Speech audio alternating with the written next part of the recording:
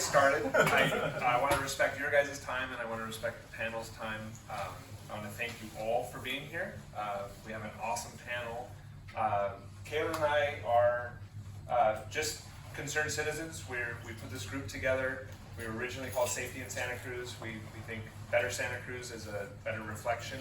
And our goal is to give stakeholders and the broader community a place at the table with the people that are guiding the decisions that are affecting the community. So this panel is amazing. I'm honored that you guys all showed up, and we're looking forward to a productive discussion. This event is only about housing affordability. Again, in the mode of honoring time, let's keep it to that. Let's talk about housing affordability. There's so many issues that will be brought up in this, and we would like to address those at other times. We will have a brief Q&A at the end for the audience to talk, but really we're trying to hear from the experts, and then we will love to get your take when it's time. So let's set the stage on the situation we face here in Santa Cruz and find out if you work here, should you be able to afford to live here? And that's kind of where we are.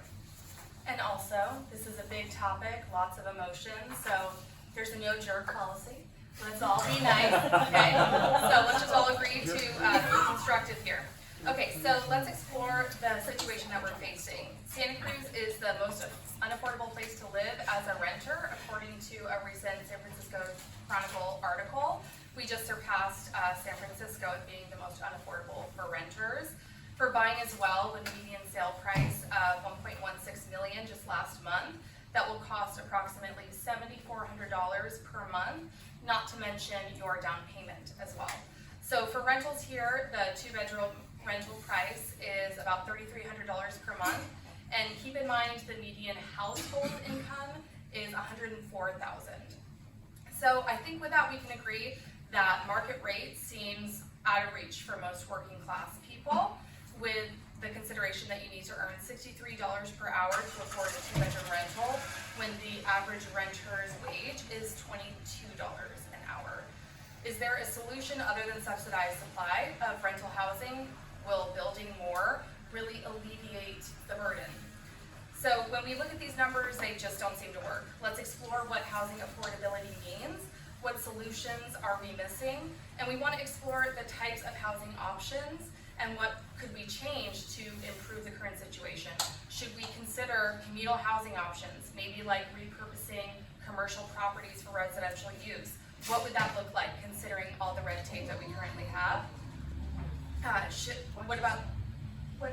everything okay? No worries, pay attention to me.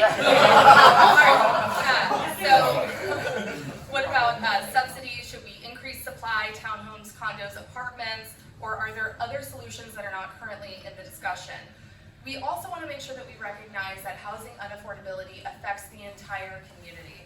We have a large population of homeless, and according to the statistics, a fair portion of them are currently working. They just cannot afford shelter. So for anyone, the cost of living is high, and many folks live very tight. So a medical issue or life event could mean losing your housing or going into debt. You don't need to raise your hands, but ask yourself, is there a situation or a time in your life where you had to make a decision of going to the doctor or foregoing some type of treatment because it was expensive? Decisions like that have ripples in a community's overall health. So here we are.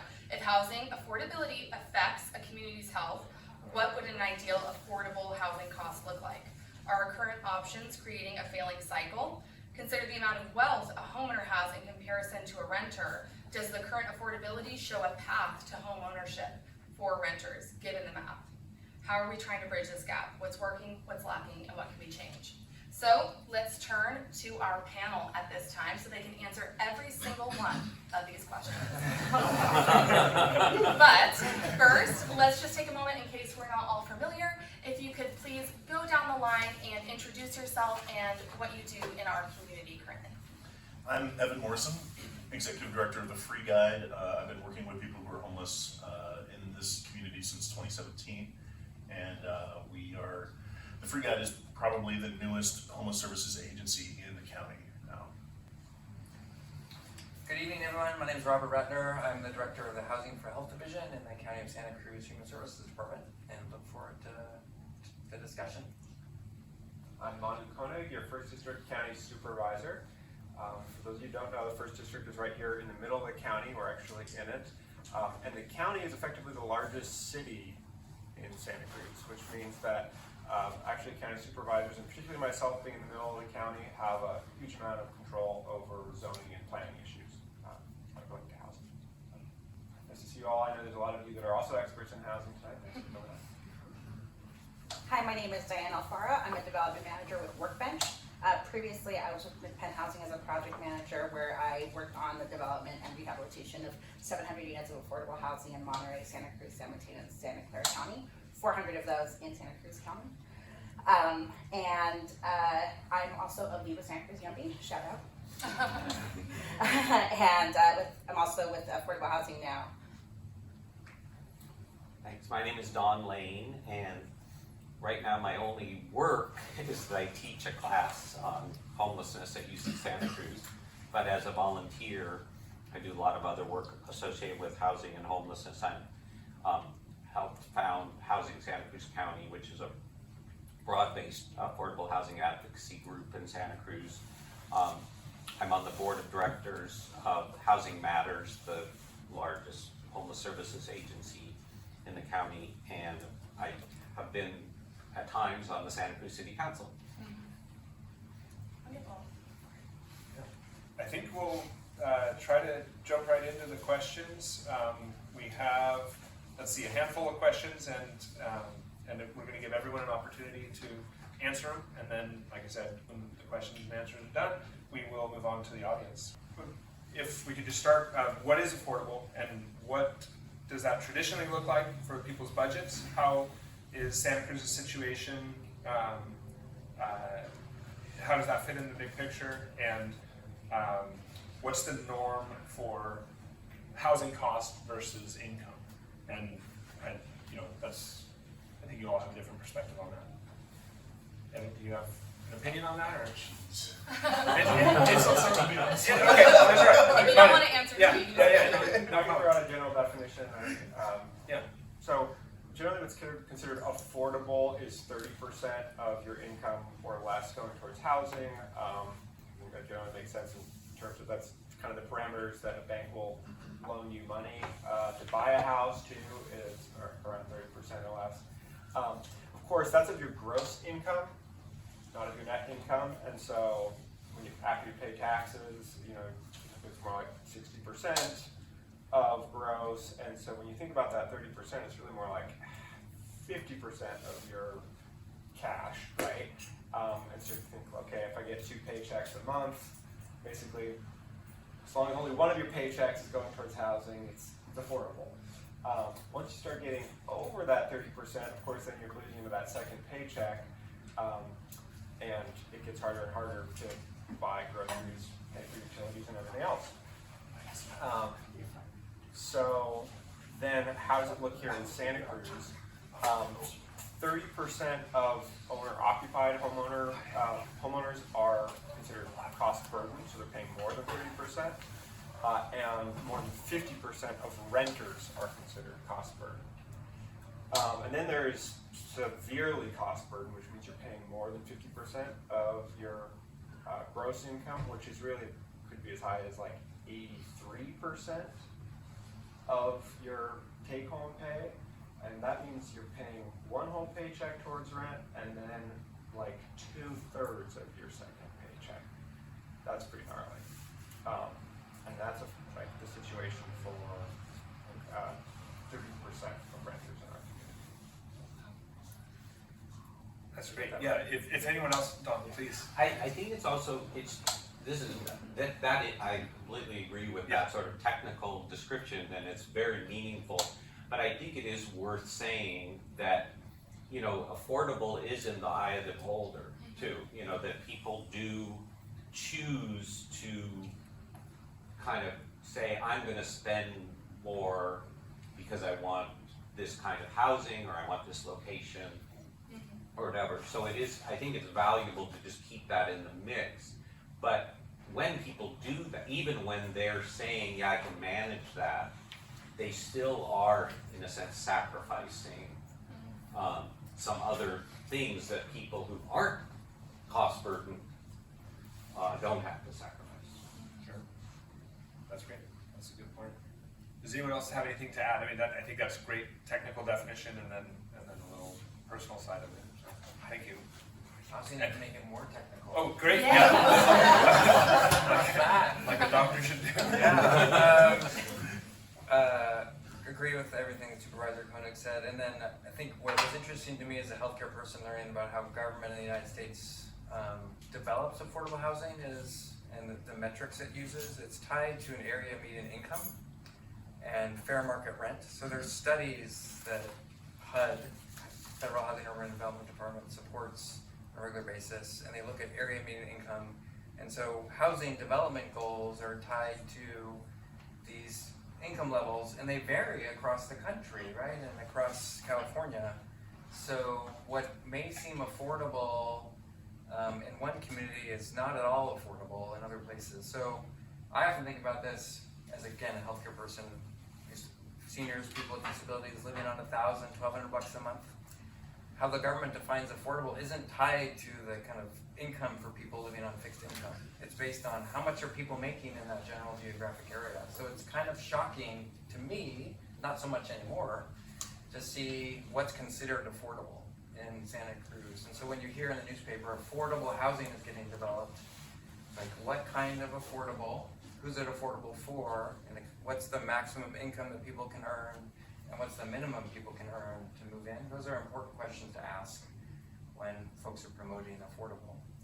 My lens, working with people in public hospitals historically and folks who experience homelessness, is that it's affordable if someone who's making $0 to $1,000 a month could live there. And very few housing gets developed. There's a special category that the state of California had to create for that population because it didn't exist before in terms of income categories. So that's 15% of area median income or below. No one tracks that kind of housing development. And that's the group that's most likely to be without housing, people at that income level.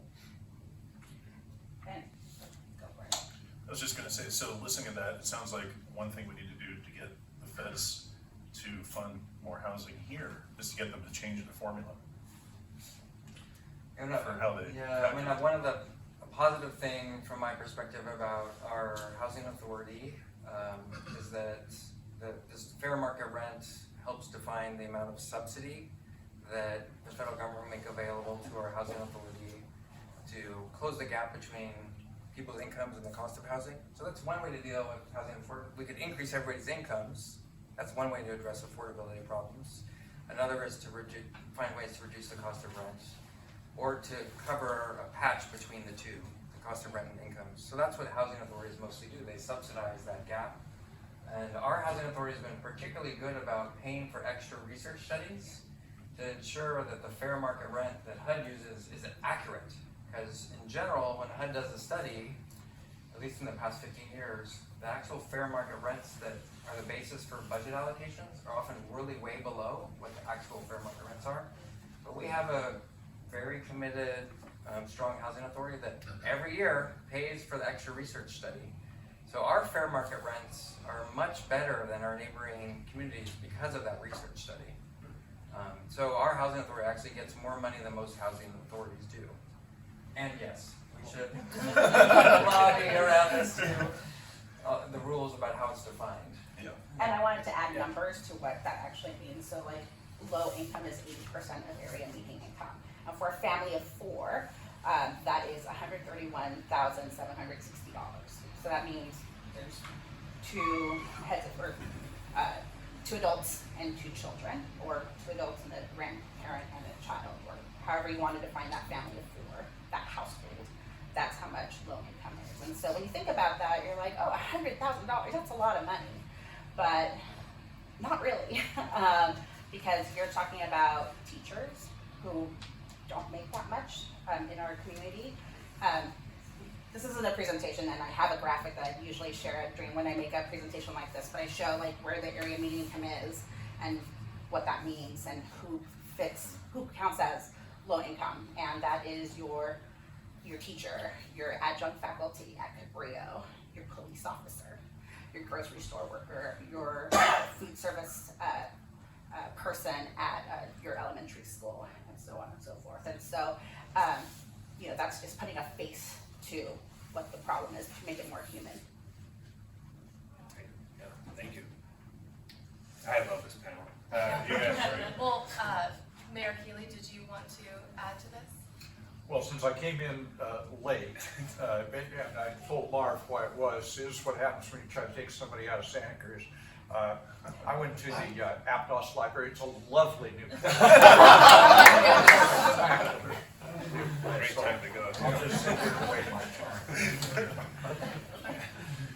Okay, so why are we here in this housing affordability crisis? Is this simply a supply and demand issue? Are other factors, like the fact that we have incredible dynamic geography, environmental impacts with hazards to consider with ocean size and hillsides and soils and protected species? Or is it difficulty navigating the building and planning departments, the cost to actually build new development?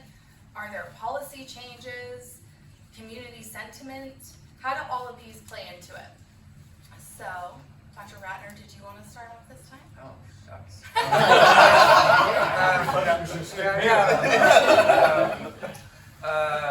Yes, all of those things. No. So, I have a friend who's an economist, and one of the things he taught me is that what you learn in basic economics doesn't always work in real life. So, a lot of people talk about supply and demand, and forgive me, elected leaders, but in kind of the political policy space, people say, we need more, and that will bring the prices down. And it's really much more complicated in certain parts of markets. So the housing market is a much more complex market. Healthcare, where I used to work, is a much more complex market, where simple supply and demand curves don't actually work. I do think one thing that will help reduce cost is more supply. So just having more options being built, and other people can comment around like what are the things that get in the way of building more housing here. And then I think another is public commitment to using collective resources to support housing development that's inclusive for the range of incomes in a given community. And there's many different ways in which you can develop housing that's more affordable for the range of different incomes and people who live in the community. One I talked about earlier is the subsidy. So the idea of you can give people extra cash, guaranteed income, basic minimum income, there's that idea out there. You can subsidize the gap between the incomes and the rent. You could, as a government agency, put money into building a property that has units that are, because you're subsidizing the development, you're getting a commitment that those units are going to be affordable over the long haul. There's been a lot of interest in Vienna in the housing world, and this concept of social housing, where you have private, public sector people working much more tightly together with a commitment to ensure there's more mixed-use housing developed for a range of different incomes. I think I'll end with one of the things that, from my experience, our country has struggled with since its founding is segregation in multiple forms. So racial, economic, geographic segregation. And in the space of housing development, I think this happens a lot as well. So many of you have seen images of the government, federal, public housing projects, and they're awful in the kind of public media image, where these are government-run housing projects where the government made a commitment to ensuring there are places where people can go. And they got a really bad reputation over time, in part because the way that they were designed originally is you're concentrating on a group of people who have a lot of challenges and struggles in life in one geographic area, in one building, in one community. And also because the government stopped investing and supporting it. So it became a vicious cycle. But I feel like at times we're replicating that version of housing development and community connections by developing projects that are exclusively for a group with a certain low income, or there's a building only for people that have been homeless. So how do we collectively as a community develop more integrated housing models where there are people with different income levels, different unit sizes, there's a ton of research that shows that's generally better for, and this is why the Vienna model is so exciting to people, that's what they're doing. They have people with different life experiences, different family structures, different household sizes, living in the same property in the same geographic area. So those are some of the things that really come up for me around how we address this issue, and I could go on about why we're struggling to get more units, but I'll let other people talk about that. Yeah, so that was so dense and awesome. Thank you so much. So to bring it back, the question is, why are we here in this unaffordability crisis? Just want to add a little tag on to what Robert said, is that the research I've seen for people coming out of homelessness is they generally are more successful when they go into these mixed income units. So that's just a little tag on that. Awesome. Mayor Keely, did you? Yeah, a couple of thoughts. One is you can't, first of all, let me take a little poll. How many people were here in 1978, lived here in 1978? Before my time. Okay, hands down. How many people got here after 1978? After 19, okay. So in June of 1978, the voters of Santa Cruz County adopted Measure J, the county's growth management ordinance. 2 years later, the city of Santa Cruz adopted a Greenbelt initiative around the city of Santa Cruz. So you had a county growth management ordinance, city of Santa Cruz growth management ordinance. You do that from 1978 till now, and you issue, I'm with Dr. Ratner. I agree with him. Supply and demand is an economic concept, but it is a real concept. I think it's fair to say that if you wanted in the state of California, for example, right now, to address the issue of affordability, or in the city of Santa Cruz, or in the county of Santa Cruz, and only wanted to use market to do it, you'd probably have to build a couple 100,000 units to bend the price curve. So I agree with you on that. But I also agree that if what you do is constrain the number of units for 40 years, you are in fact going to, in the same economic model, say that that strangles things to the degree that anything's available is unaffordable. So that's, and let me go to the politics.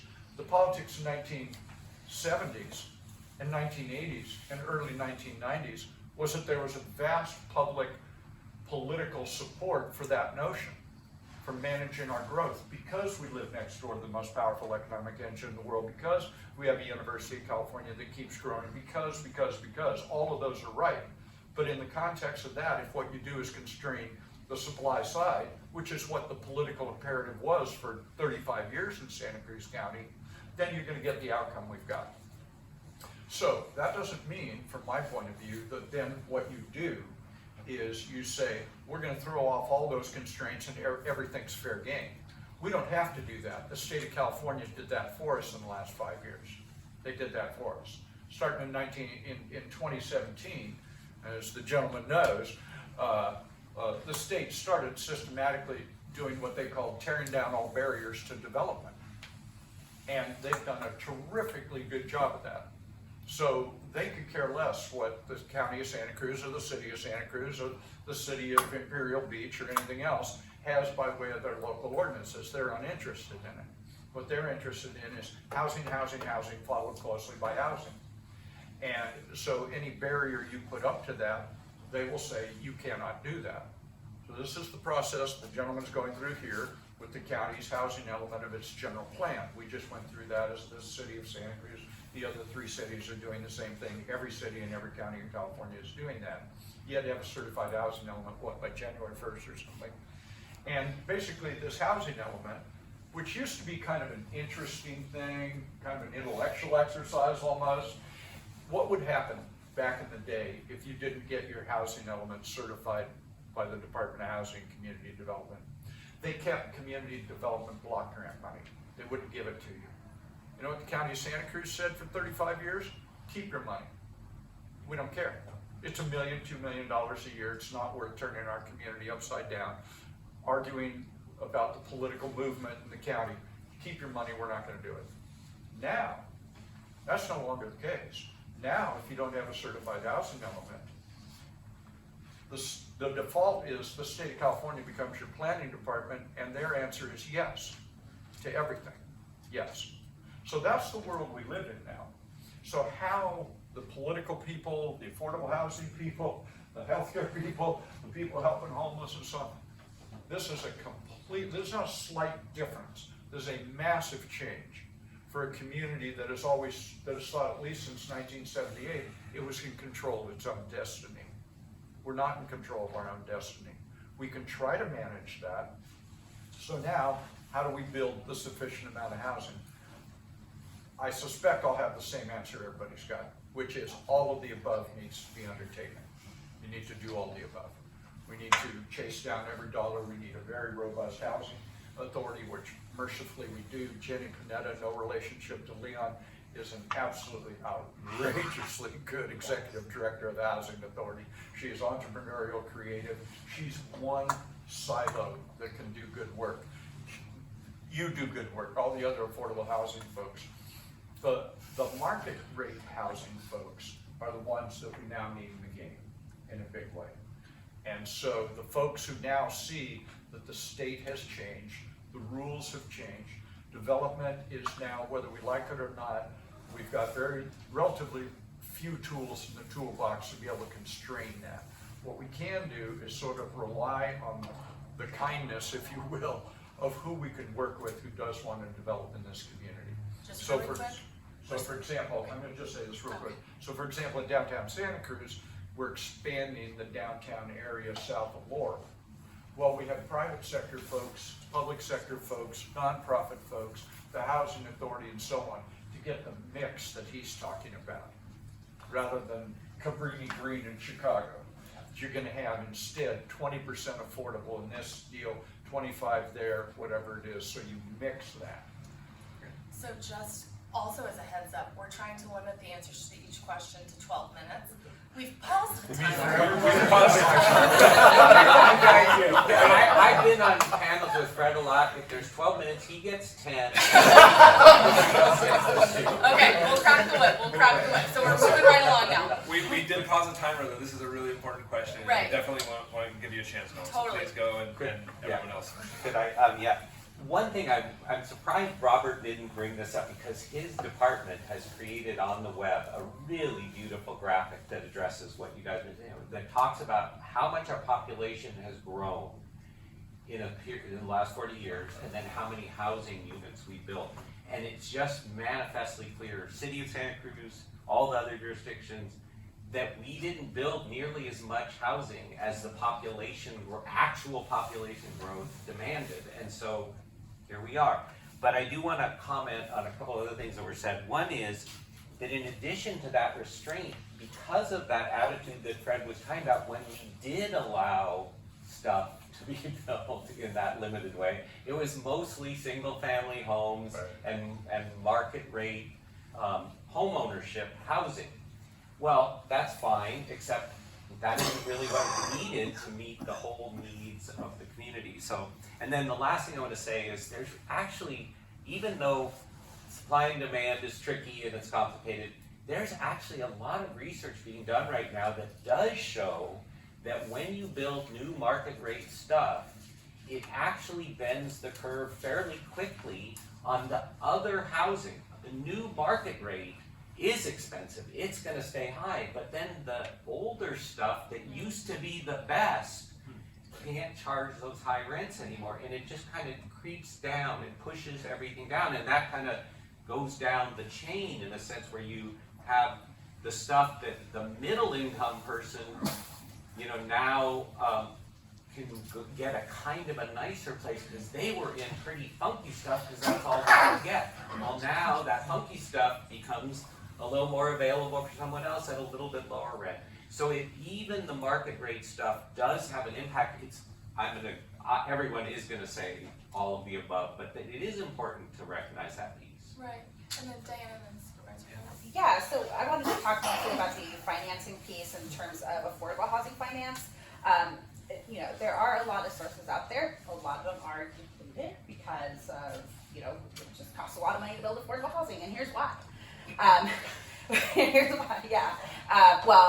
We have to compete with the rest of the market to buy land.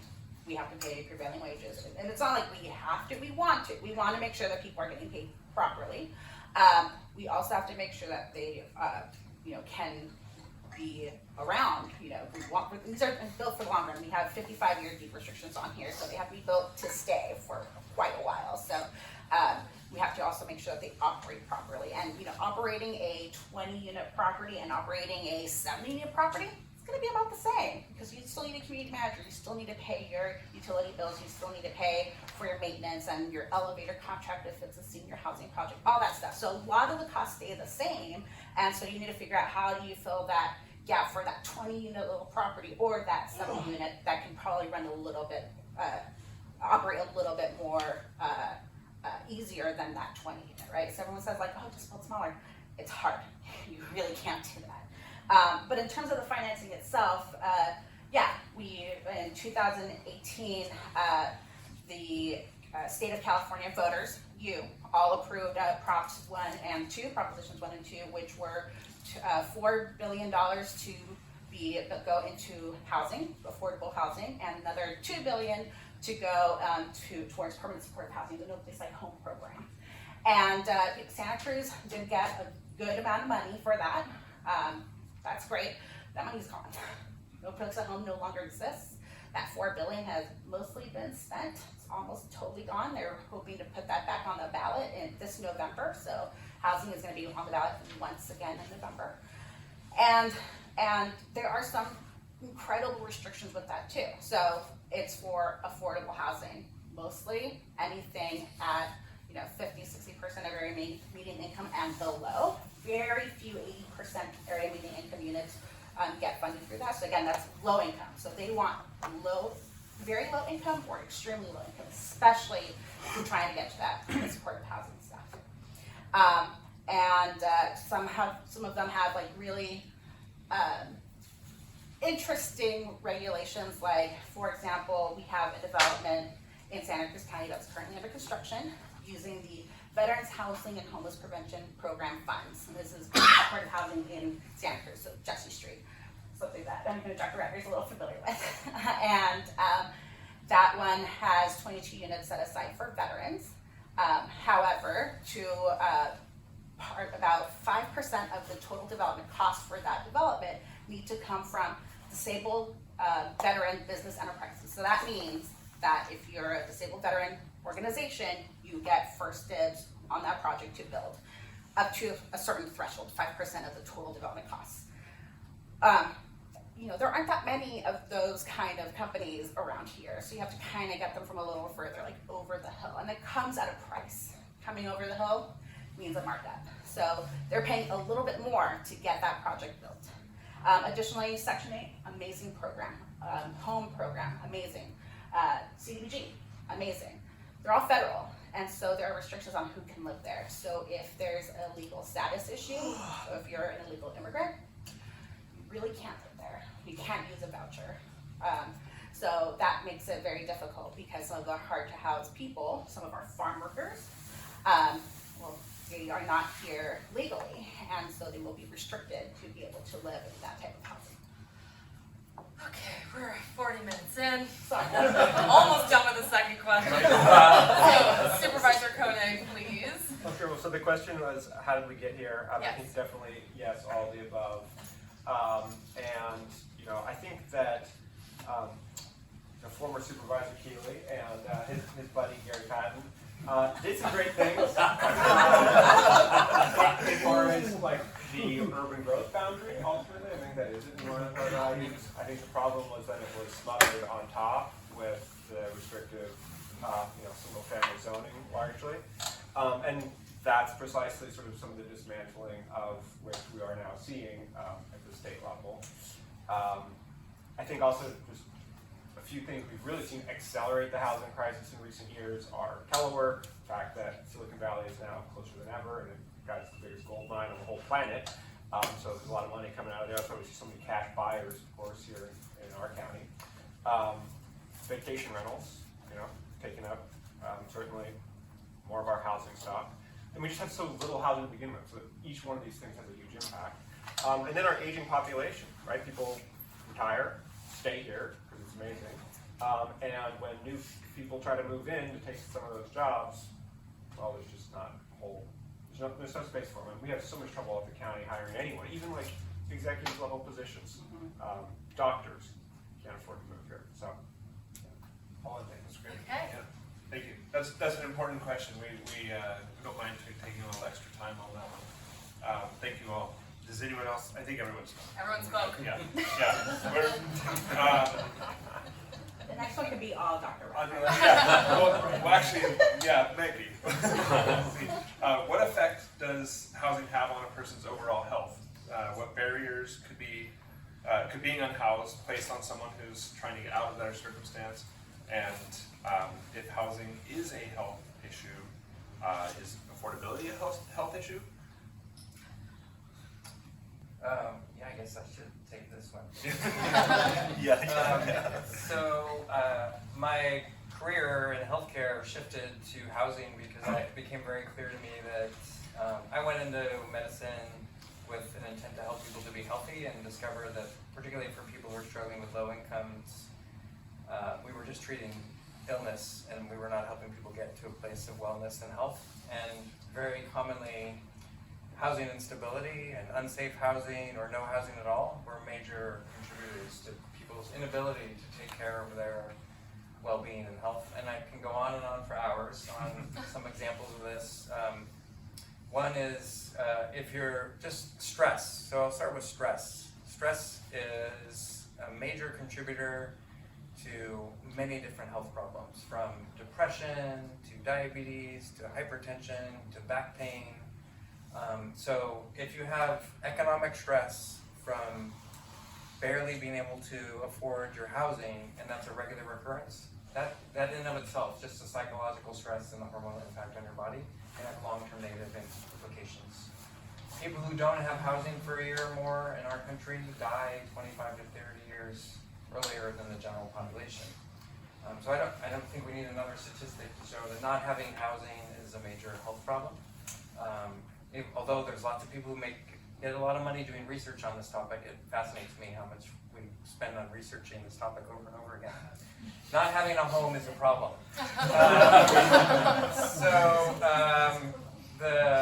I think one of the other elements here that I've learned over my work life and my personal life is a distinction between housing and home.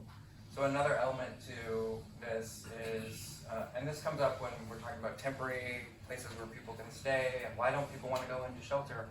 So home is a place where you go there, they have to take you in. It's a place of belonging, connection, not just the safety that goes along with a physical space. So what happens in a modern society like ours, where we have, most places, access to clean water, sewage, refrigeration, things that really have helped improve health status in populations, that comes with having a place to sleep at night.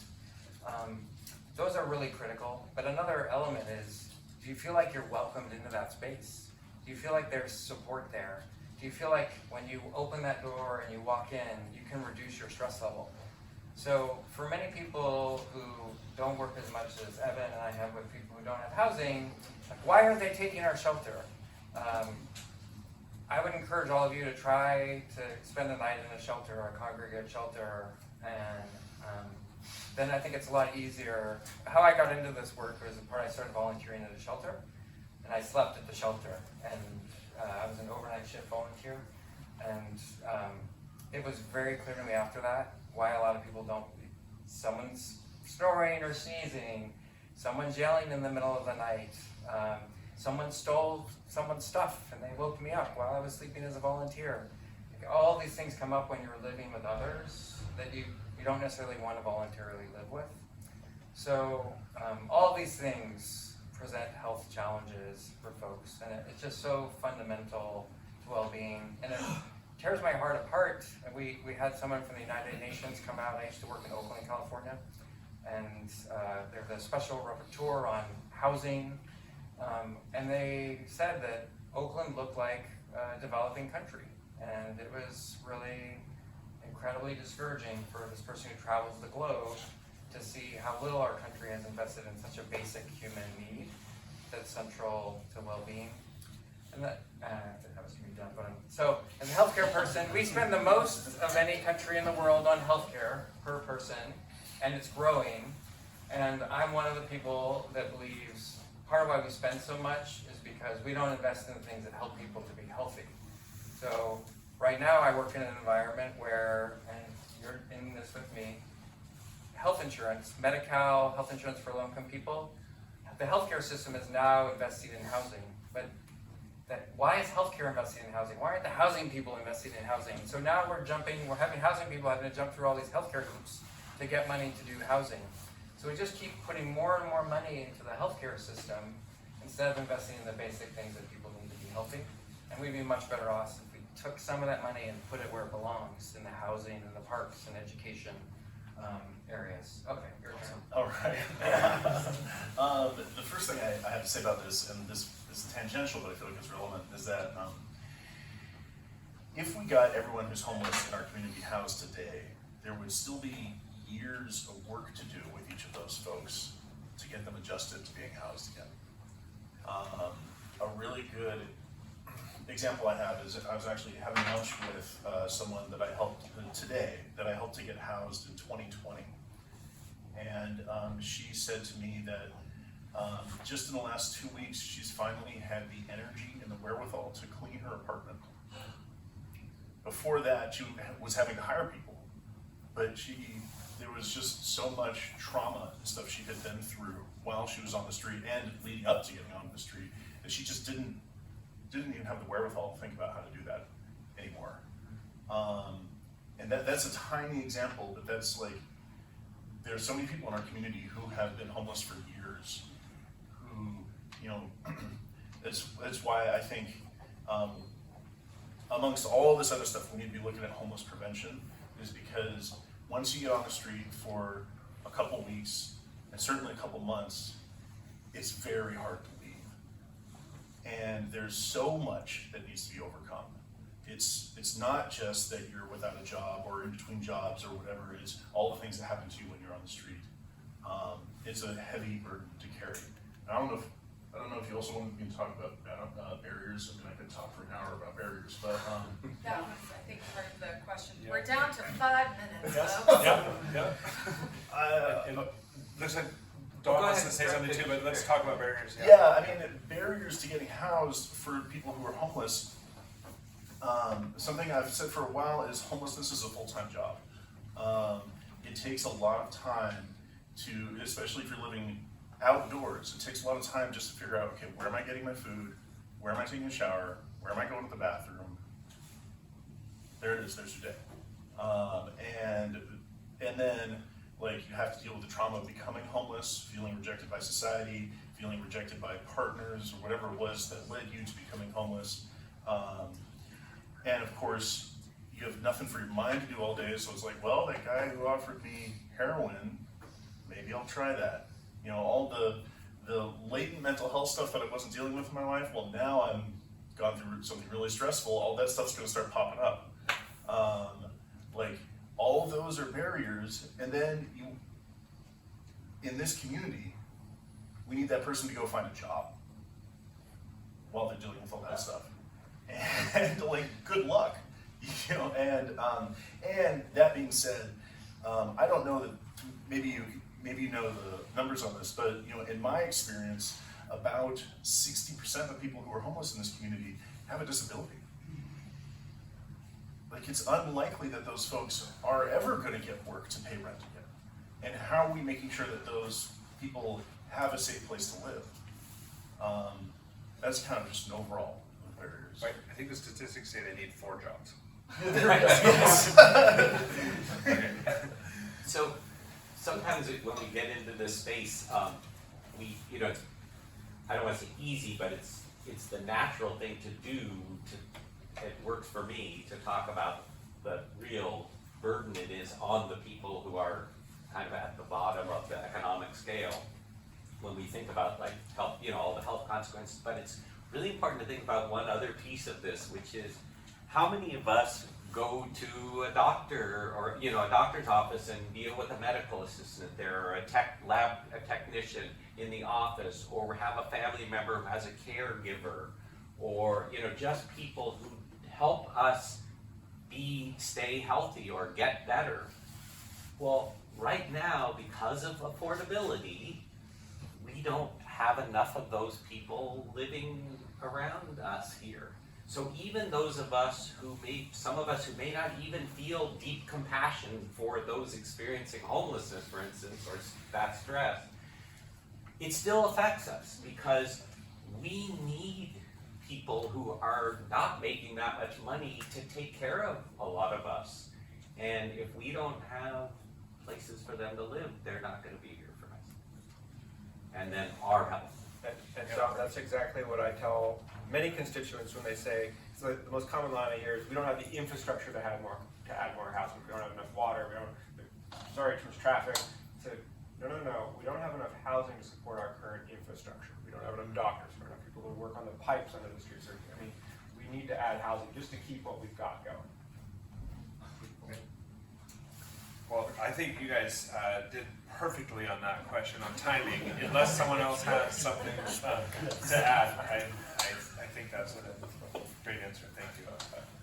Okay, so not just here in Santa Cruz County, but what are current solutions to the lack of affordable housing that are actually working? So I was looking at this, and I think there was like a nice article recently about Minneapolis, which they added 12% total, their total housing stock in the last like 6 years or something. And while the rest of the country was seeing these huge jumps in rent, Minneapolis only saw like a 1% increase over that time period. So I think it does go back to what Don was saying, was maybe the brand new housing was not cheaper, but overall, now the older housing stock, the rents either stay the same or go down a little bit. But what did Minneapolis do? Well, they kind of just ahead of the game, but they're basically doing all the things that the state is now requiring us to do here. Eliminate single-family zoning, and it's not like blowing up the single-family homes, just adding an ADU in the backyard, or maybe two, right? Going to this kind of duplex or triplex model. First reducing and then eliminating parking requirements and focusing new apartment development along transit corridors. I mean, I think Minneapolis upzoned in general to like 3 to 6 stories along most transit corridors, and then like along rail and like bus rapid transit from 10 to 30 stories. So yeah, for all those who want rail, get ready for 10 to 30 stories. That would make it affordable. Knew that's what you thought. It's the price you have to pay. But so that we are doing all those things. That's a lot of what that like our housing element that was. I think we're close to approval at the county. Maybe you guys have already been approved. Are doing or that kind of upzoning and particularly along the corridors. And, yeah, and the state's allowing for the condoization of ADUs so they can be sold separately. And we're definitely moving in that direction, and I think it's positive to see places like Minneapolis see these good results because we have hope. I want to tag onto this. The supervisor's absolutely, I believe you're absolutely right. We're no longer at a place where, oh my goodness, there's all these governmental barriers. I think what it comes down to is where's the money? Where's the money now? If that's what you want to do. We know where the money is in the private sector, market rate housing, so where's the money in this thing? And so Don and Diana and myself, other people in the city of Santa Cruz, not the county, in the city, we're trying to fashion an affordable housing financing mechanism to get to the ballot sometime in the next year or so. Whether it's this November or a special election next year or something in 2026, we want to get it right. And so to get it right, what does that mean? Who has to be at the table? Well, it's not, these guys are always going to be at the table. Of course they're going to be at the table. He's going to be at the table. We're going to talk about the other folks at the table, Marv, over here, this gentleman, we got people. We need the real estate folks also at the table to talk about what is the right way to do this. Because let's just talk about the politics of it. The there are various cohorts of our community who can, out of principle, not because they're just not nice people, they're very nice people, but out of matter of principle can say, well, I don't see this way.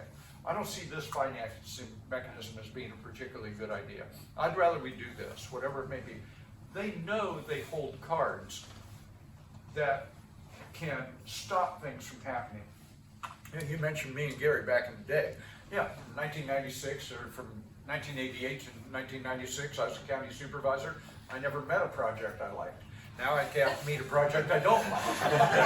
So I understand how that works, right? The community changes, you want to keep doing this, you probably want to change with it.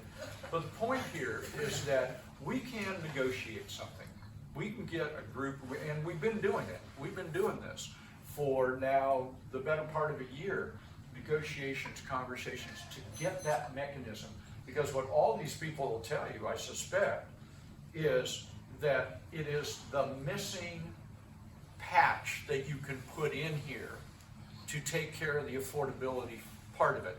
The state gives you incentives to do it, density bonuses and all kinds of other things. But if you want to get into the really extremely low, the very low, the low income, and really do that so that you're building across the economic spectrum, you need a financing mechanism that the voters will approve.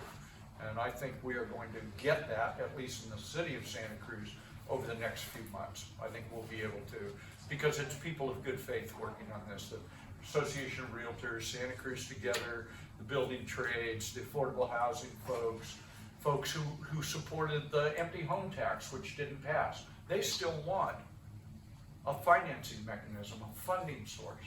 Well, I believe we'll get there. You know, this is where I want to sort of do a very fast list of the kind of part of that, all of the above, because on this question of what are some of the current things that are happening, and there's a lot. Great. And I want to mention, you know, Details. one. I think if I had to pick only one thing that's really effective, it's those housing choice vouchers. Those are making it possible for lots of people who otherwise couldn't afford to live here to be able to live here and live a decent life. And those vouchers also help subsidize apartments that are being built. So it's a double, that whole system is very valuable. The zoning changes that were already mentioned around, in California are happening. You know, we're allowing more density, and we're making it easier to do ADUs and what used to be single family neighborhoods. There's all duplexes. These are all helpful. No one of these is magic.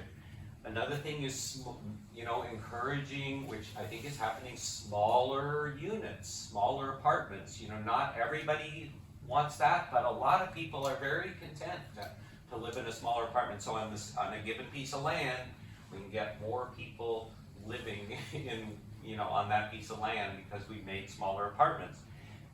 There's subsidy programs for things like accessory dwelling units too. So those are very effective, not huge numbers, but very effective when they're in place. And then last, what Fred was just talking about, but even bigger than just the city of Santa Cruz, is all the different federal, state, local programs where there's a subsidy to help build the really lower income housing. Those are all things that are happening now.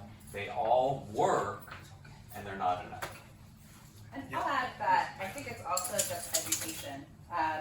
We have, first I want to say, like, City of Santa Cruz, County of Santa Cruz, City of Watsonville, incredibly educate staff about all the housing policy issues. They are the smartest people, for sure.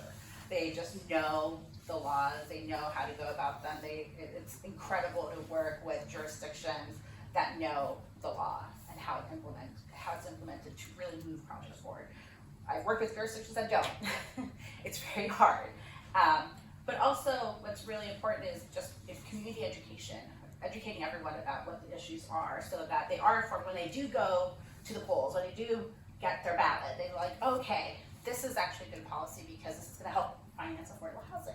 This is a good policy because it will help reduce the barrier for this development or that, or you could create more opportunities for this group of people. And I think that there is a lot of literature that has been coming out in the last few years.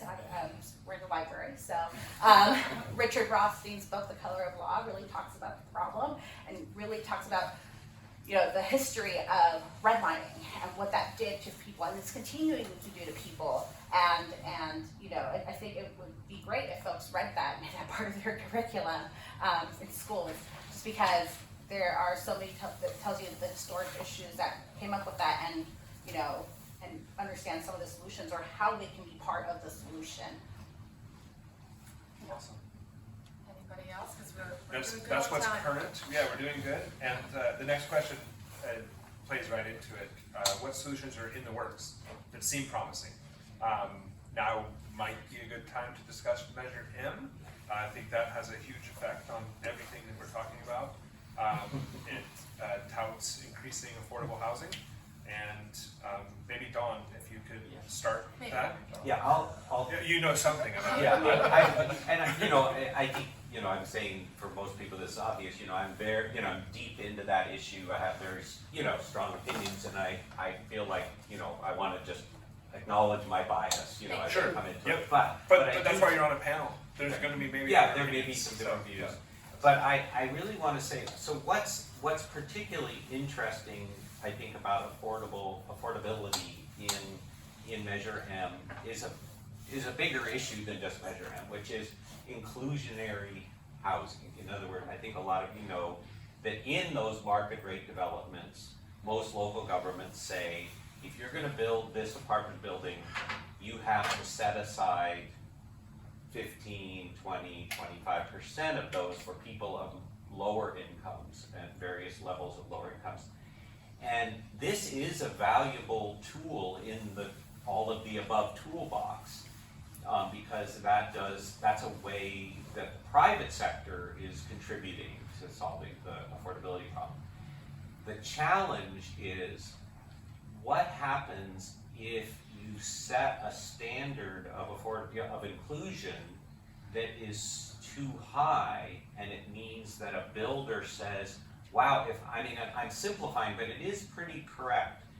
If I have to, quote, give away 1 out of every 4 apartments that I'm building, and they're not literally giving them away, but they're losing a lot of money on those, there's a point at which they're gonna say, I just can't make this work anymore to build this project because I'm, even though I'm gonna make some money on the other ones, I'm losing so much on those low-income ones and very low-income ones and extremely low-income ones that it just, I'm just not gonna do it. And this is the challenge of Measure M, and why I've been really speaking against it is because it chose to go to a number that's, I believe, is too high. And this is, now I'll try to move away from Santa Cruz a little bit. This is not a unique problem to Santa Cruz's political discussion on this. Other communities have worked with different percentages. Very few have gone above 20, but some have. But 2 of those that relatively recently went above 20 were the County of Marin and the City of San Francisco. And what happened is just what I think I'm expressing fear about is they saw a tremendous drop in the amount of housing that was being built in those jurisdictions because the builders of housing said, yeah, I just can't make that work.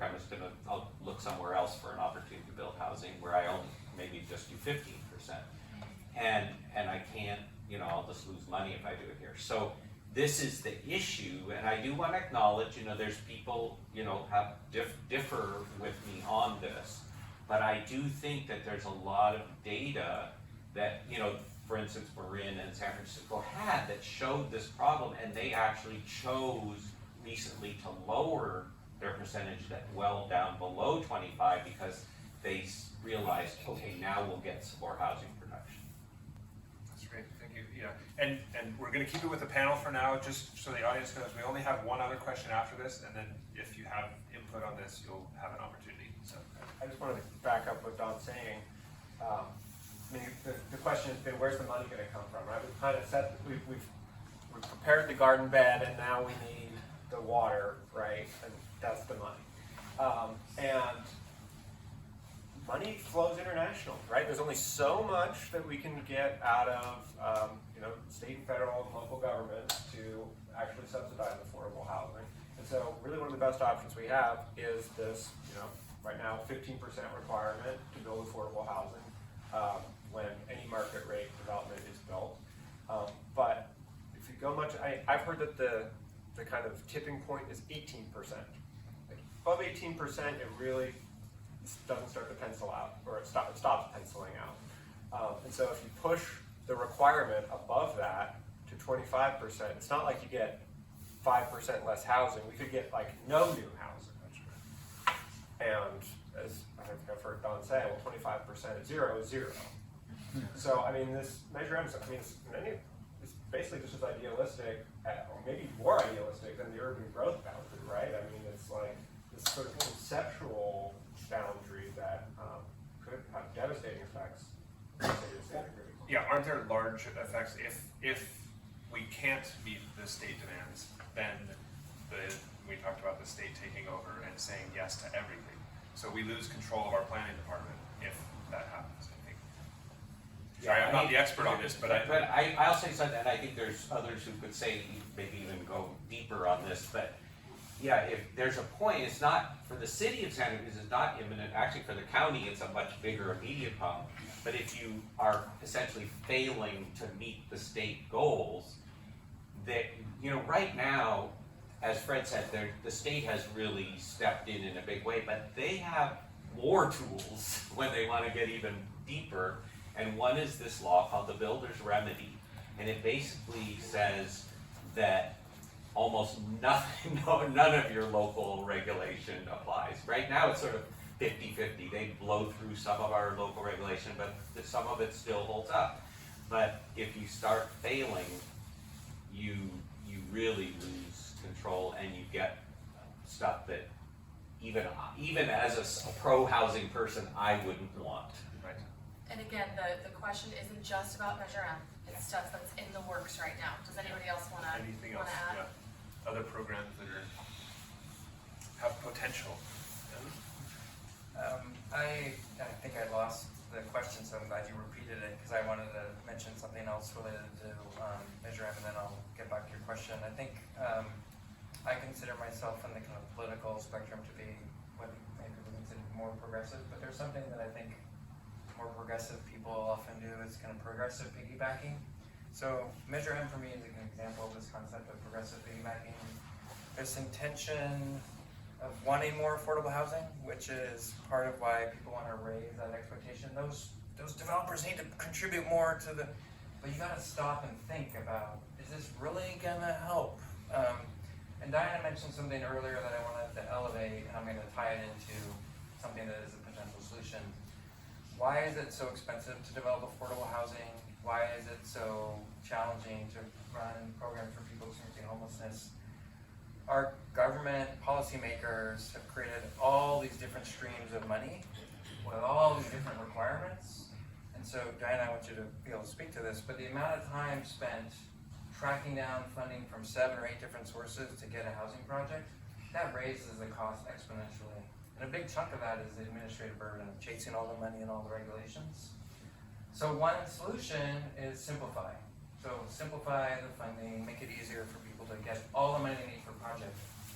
There's lots of challenges with the Home Key program, the state, but one of the concepts behind it was, we're gonna fund the whole project out of one application.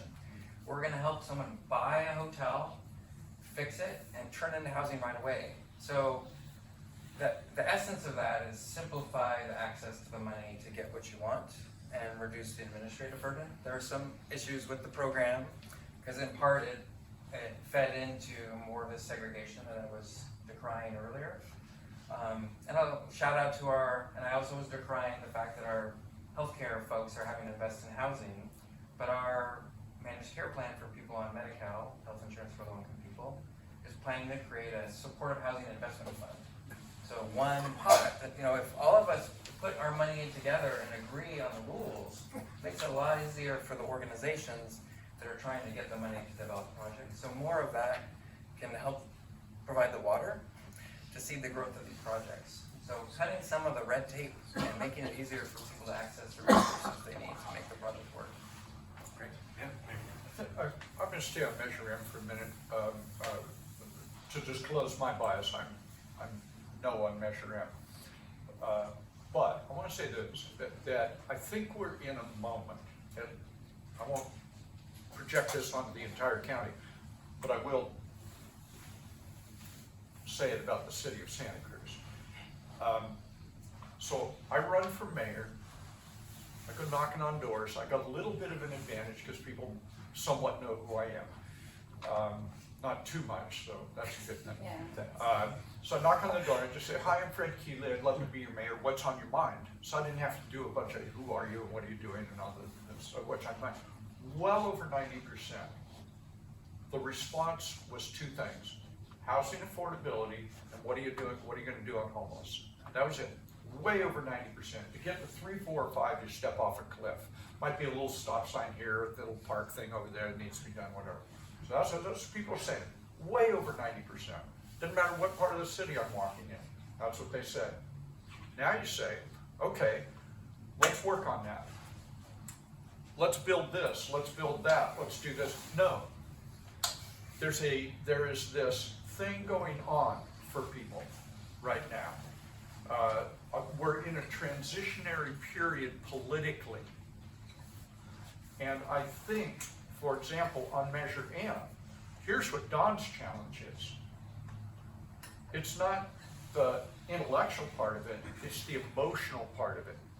It's the part where people say, I'm willing to believe that everything Don Lane says about Measure M, or me says about Measure M, is absolutely true. I just don't want to go down without a fight.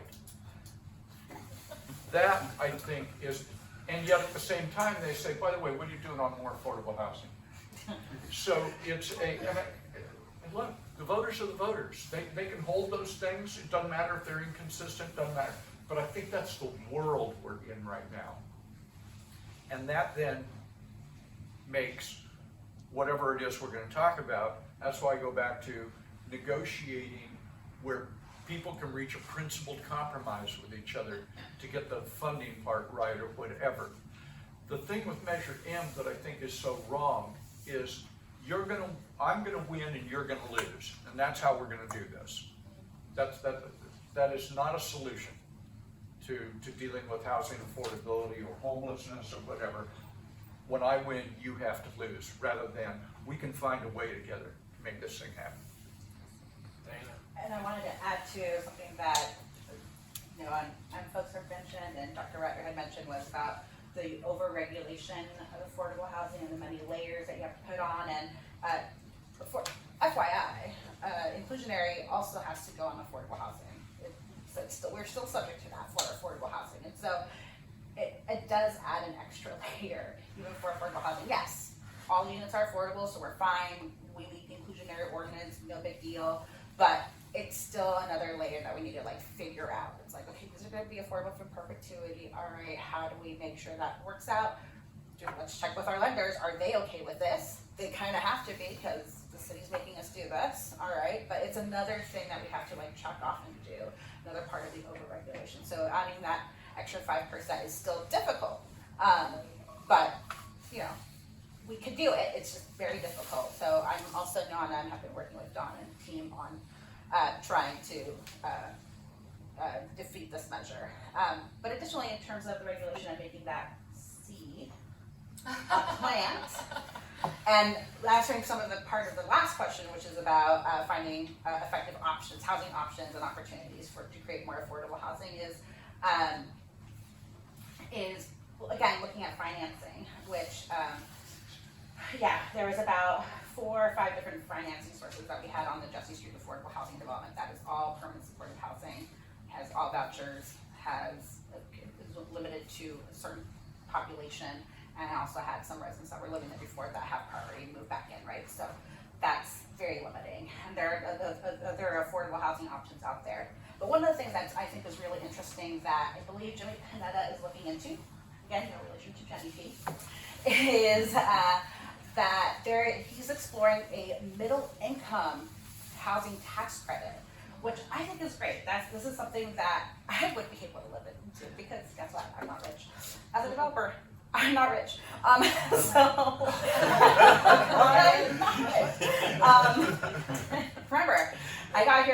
public transit.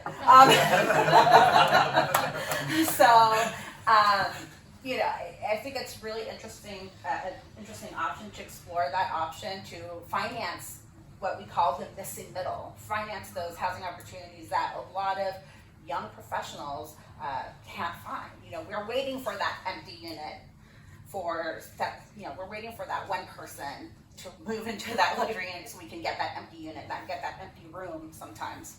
And trust me, there are not a lot of rooms out there. I looked on Craigslist, not a lot out there, not a lot of apartments either. And having this middle income option is great. And the problem is, and some of the affordable folks are battling it, is like, well, we want to make sure that you don't take from the affordable housing pot, and we do not want to take money from the affordable housing pot. It's hard enough to build there. So we want to make sure that there is a middle income tax credit. So if there's any more information on that, please look into it. It's kind of, the conversation has not really gone very far, but that is something that to look forward to, hopefully. And the state of California has done that. The California Housing Finance Authority Agency, CalGFA, they have a mixed income program out there, so that does provide some other, that mix that Dr. Ratner wants to see, that affordable and middle income housing together, and that has been very successful, mostly in large cities, but we definitely want to advocate for those dollars to come to our community in Santa Cruz. Thanks, sorry, I thought that was a smoke alarm. I was slightly worried that it was just a backup beeper. Thank you. One little win I want to touch on, well, it's not that little, but the money coming from Medi-Cal for homeless services that Robert talked about also pays for us to continue to provide case management support to people after they get housed. And I cannot emphasize how big of a win that is. That's really the first time in this community we've had funding that provides that level of support consistently to essentially anyone who's been homeless.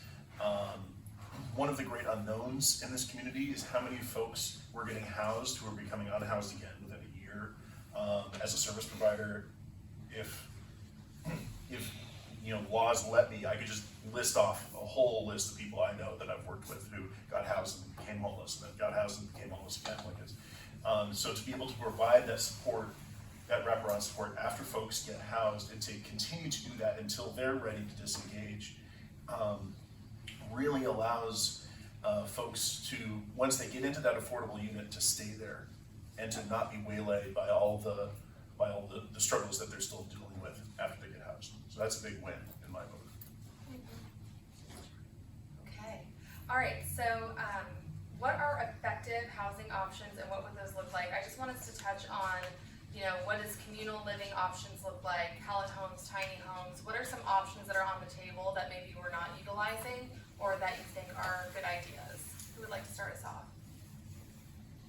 Throw answer out there. I think that there's actually a lot of promise in the housing space because it's such a problem nationally that there are a lot of great minds working on it and a lot of promising technologies. Whether those are manufactured, factory built units that you stack like Legos, or ones that you can drop on an empty lot or in the backyard as an ADU. I think that more than also our planning departments can basically work with some of those manufacturers and pre-approve designs. We can also implement AI into our plan checking process to speed things up. So I think that there's, I checked this the other day, there's like already 2 or 3 providers out there doing this. So yeah, I think there's a lot of promise, and I think that we are going to start to make some serious advancements on housing soon. And I also think that some of these different living models are really promising as well. And I'd love to hear Diana talk about what you guys are doing with sort of more, isn't there like seven rooms in some of the units you're doing at the... Yeah, Peace Village. Yeah, so Peace Village Housing was a project that was recently approved by City of Santa Cruz for approval on that one. And that is 40 units of housing. However, 6 of those have been set aside as co-living apartments. So these are 4 and 5 bedroom apartments. Each room will be rented out individually to have that co-housing type of community. So they will be sharing the kitchen area, the living room space area, and bathrooms, but otherwise they will have their own private room. And so it's one term that I actually really like learned to hate, but now I'm like, oh, I get it now. Which is affordable by design.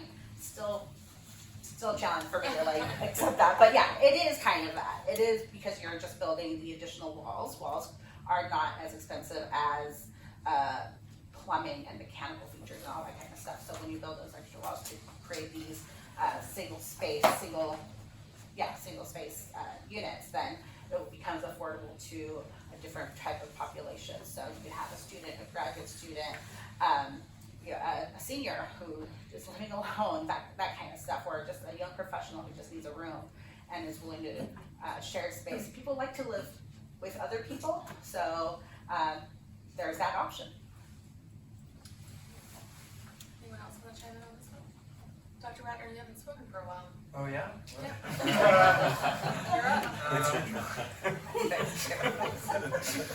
up. I was looking at some U.S. Census data, which I shared with our moderators, kind of comparing, and there's some housing metrics in this data, and one that really stood out for me, and I'll connect this to a story. The census data said that there's 107,000 housing units in our county, and we have 97,000 households. So a household is a group of people that wants to live together.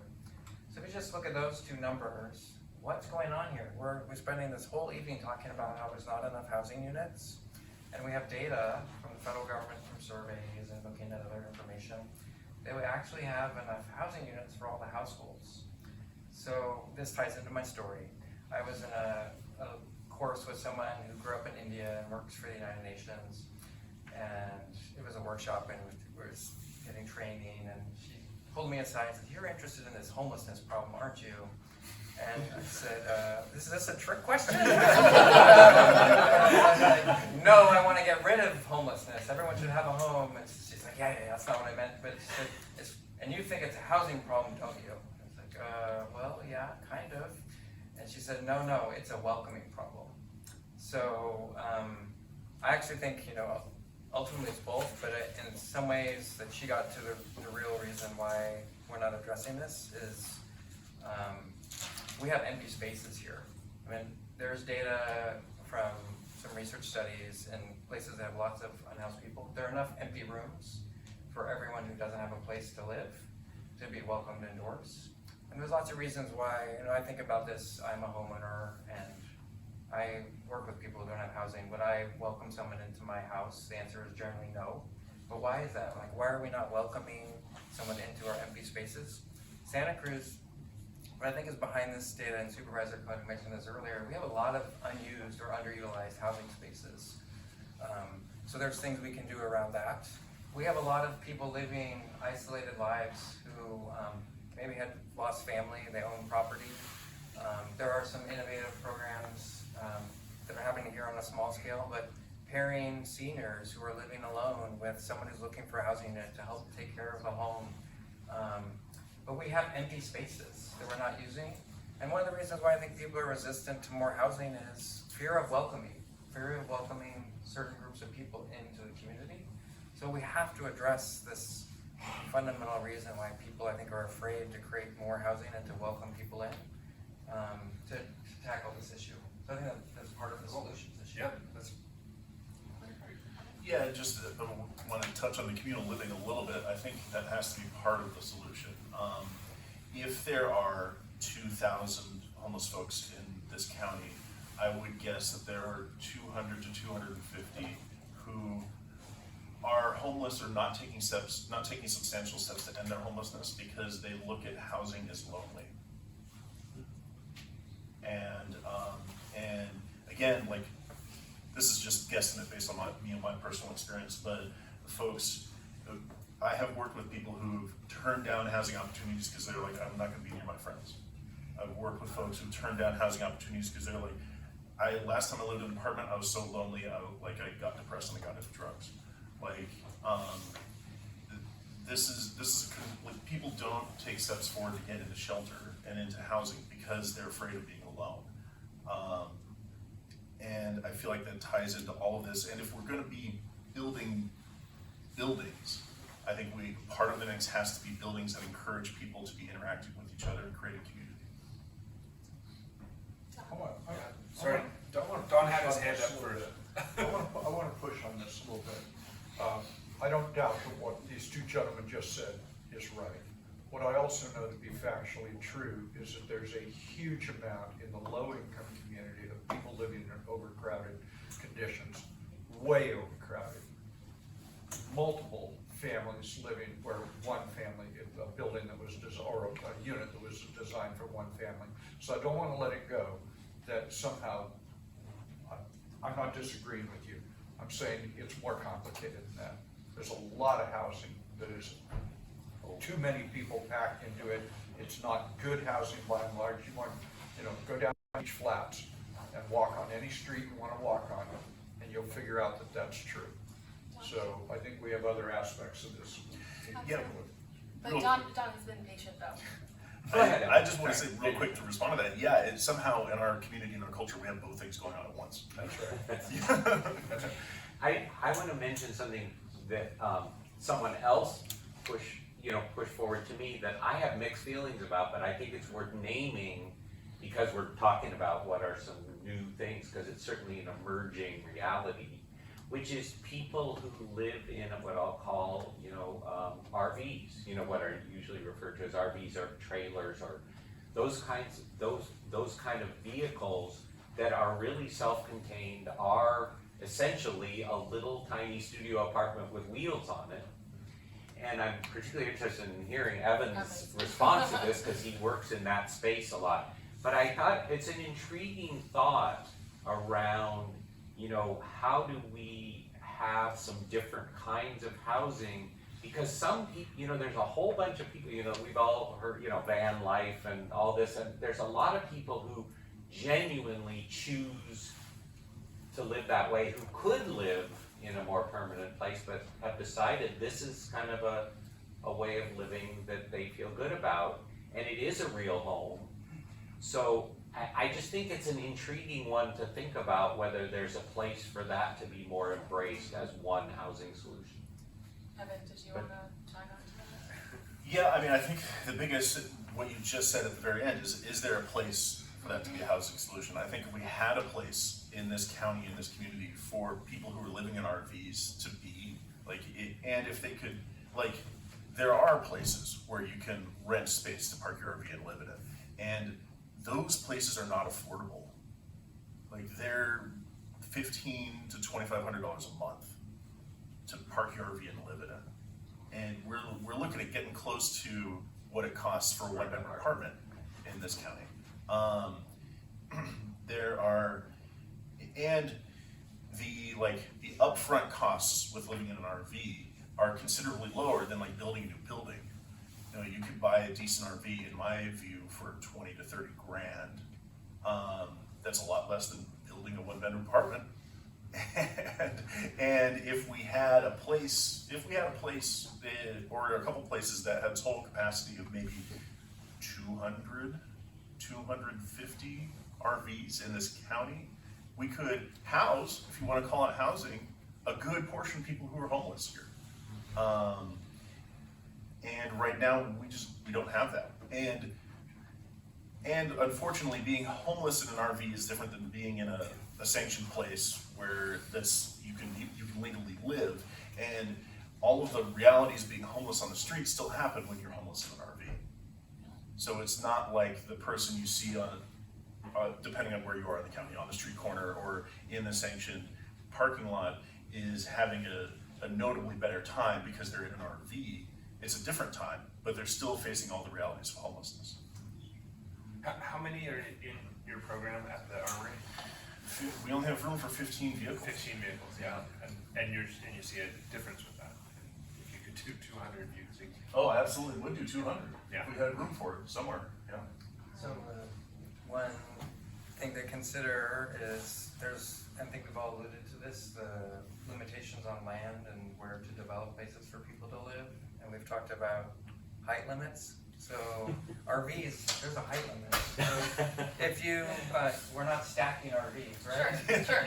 So I really, when this idea comes up, is if we've got a place with that much land, long-term, building up will help a lot more people, and it will cost less over the long haul. And then there are, and in terms of ADUs, and so if someone has a single family home, there are some fairly cheap accessory dwelling units that are around this price range. So I think we have to really, this is one of those progressive piggybacking ideas, I think, where we're not really thinking it through all the way. And if you use all of your land for the mobile home, couldn't we use that for a 600 unit apartment complex? And how much do we want to collectively subsidize limited resource for a particular way of life? For a subsegment of people, they're challenging decisions, but where I kind of land on this is we got to build up. We need more units. We need a range of options as well. Yeah, just for the record, I would take the 600 unit building. Any day. Mayor Keely, quickly though, because we just ran our 12 minutes. One of the challenges also in the homeless space, you find this in many communities, if not most communities that are experiencing any significant amount of homelessness, and that is every time Evan or Dr. Ratner finds a place, a way for somebody to be, somebody drops into homelessness. So that it's not like it's a static number, and if we just had 1,500 whatevers, we solve our Santa Cruz City problem. It is the underlying economy and so on, and what happens in an economy constructed the way ours is, there are people at the bottom, and there are going to continue to be people falling into homelessness. So part of this challenge is also getting over the idea that we, quote, solve homelessness. Or prevention. What are effective prevention measures? Yeah, I think we're nearly out of time, but what We I are. have to say, just in response to that, is yes, and if we're gonna do a new program in this county, my opinion is we need to be doing homeless prevention. Yes. And that's what we need to be doing. Like our programs in this county, you can actually quote this number better than I can, but house between 350 and 500 people a year. If we can just stop the inflow coming in, if we're housing 500 people a year, we'll end homelessness in 4 years if we stop the inflow. Now, it's not gonna be that cut and dry, but nonetheless, we can get relatively close if we have an effective homeless prevention program. That's cool. Sorry, Evan, you're 30 seconds into your 3-minute closing argument, so you can take more time. Everyone's gonna get 3 minutes, and then we're gonna go on to the. So if you have more. That was a great closing. I'm sorry, but I just didn't want you to feel like you were pressured. Okay.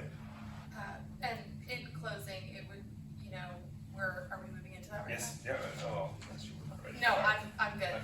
So, what do you need? What do we need from the public? What are the next steps forward? And what is leadership's role in all of this? As you all sit up here as leaders. Okay. Who wants to start us off with their 3 minutes? Well, I'll do my 3 minutes very quickly. I'll leave time for other people. My highest priority as mayor of Santa Cruz is to get an affordable housing funding measure to the ballot that gets there by way of principled compromise between parties who all want to get the job done and have different visions of how to do that. But that's my goal between now and when I leave office at the end of 2026. I got an election in November, a possible special election next year, and 2 elections in 2026. One of those is going to have an affordable housing measure on it, and we're going to get there because people of good faith are going to work it out. Thank you. I think it's, as a leader in the community, really helping people understand that Santa Cruz is a great place because we're a dynamic community. If you want to just have a great environment with some good restaurants, move to Monterey. But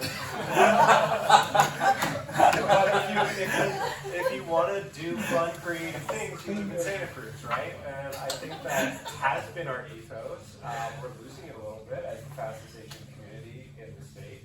But I think we need to maintain a pro-human outlook and realize that actually adding more people can be a good thing because people are great. People are creative, people create art, people can be your friend, people bake you cookies. And I think so there's that piece, and then as these projects that we've kind of in many ways set the table for start to come to fruition. The plants start to grow, making sure that they are designed in a way that is creating constructive space for humans to be in community rather than isolated. Oh, okay. I don't see myself as a leader. I see myself as more as a worker bee. I'm one of the people in the background doing the work and creating the housing and advocating for stuff. I have the privilege to have been living and working in this community for 15 years.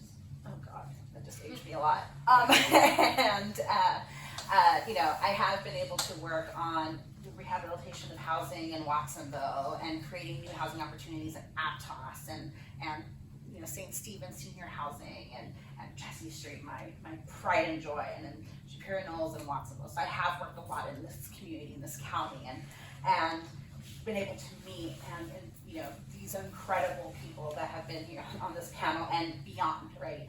And so I want to continue doing that with Peace Village and other possibilities throughout the county and also beyond, because housing isn't just a problem here, it's everywhere. And I will, my goal is to keep educating folks, because I think that's one of the big keys, is making sure that you're all on board to create new solutions and problem solve with us on housing issues. Keep working with EMB, because we're keeping our cities accountable, making sure that they have good housing elements, commenting on their housing elements, and making sure that they stick to it, and then also continue working with people like Don and Fred on whatever housing measures are happening, and keep advocating for that. So I think that's one solution, is just keep coming to events like this and going to meetings with groups like EMB. By the way, there's a meeting tomorrow. You should go. and keep up and educate yourself about what's going on locally, statewide, and federally about housing. Okay. Thank you. Sure. It's funny, because I'm not going to pretend that on some level I don't think of myself as a leader on this issue, but I feel like I'm shifting a little bit away from the best kind of leadership to being a little more of a troublemaker.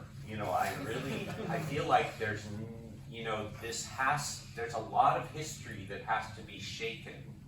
And so I feel like I'm in that space more, because I think people have to change some attitudes, and I know sometimes it's better to gently get them to change attitudes, but sometimes it is necessary to shake people a little bit.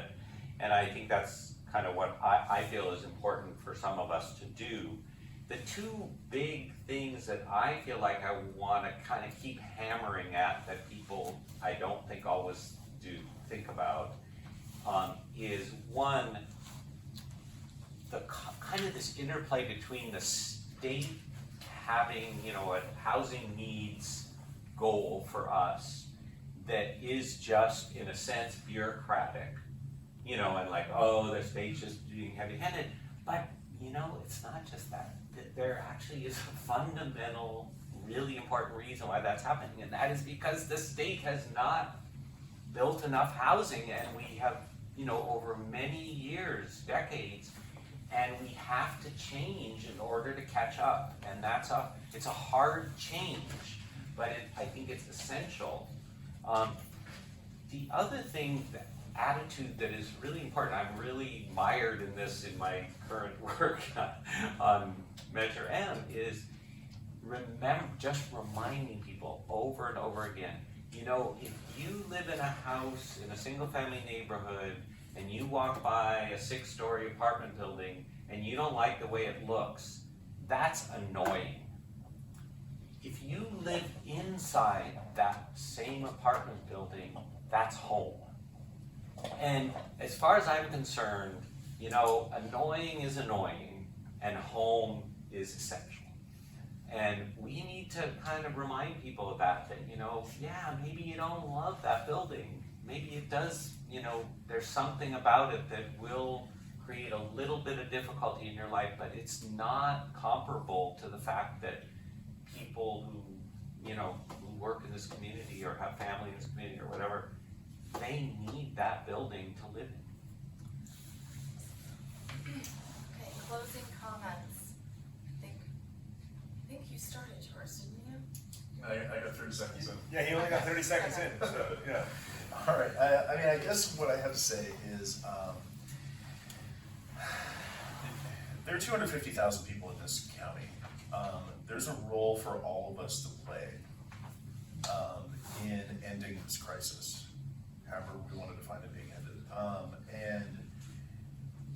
And you know, for each of us, it can look different, but it's, you know, I think what Don said earlier was really profound in the sense that we're actually losing the benefit of having these folks who would be filling these low-income units. We're losing the benefit of having them in our community, and we're also, you know, I think it's something that's fundamental to human beings is wanting to help people who are struggling. And right now, we all struggle as a community to have ways to help people that we see are struggling. When we drive by people who are homeless on the street, or when we walk by them, or however it is that we see those folks. I think there's a role for all of us to play, and that role is not necessarily defined, but I would say that what I need as a leader in this space is for folks to keep stepping up and find a way to step up, even if it's small, because the more you take action in this realm, the more you'll see what next actions need to be taken. And as a member of this community who cares about this, I need just more people to be doing that. And heck, if you don't know what to do, email me. I may or may not have an answer, but like, start trying to answer that question. And it really, you know, another thing about doing this work, for me, working with people who are homeless, once I started doing this work, it provided a lot of clarity, provided a lot of meaning of like, this is what there is for me to do in my life. This is how I'm contributing to people. It's really freaking clear on a day-to-day basis that I'm contributing to other people in my work.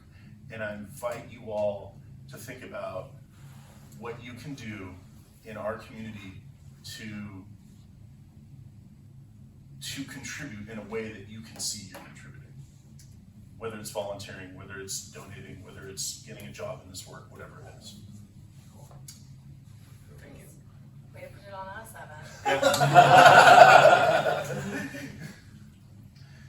Dr. Ratner? Oh, darn, I have to go last.